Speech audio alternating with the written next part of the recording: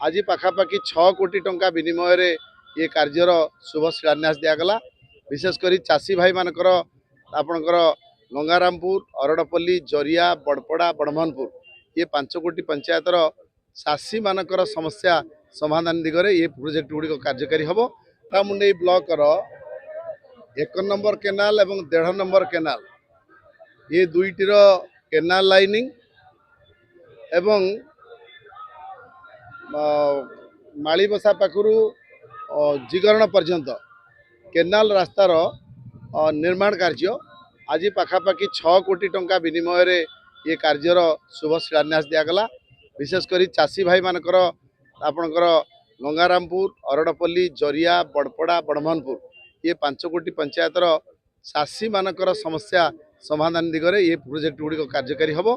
तेणु ये विकास धारा आग को बढ़ुची। राजनगर पट्टामुंडईवासी आशीर्वाद रे ये विकास धारा को आमे आग को नौ।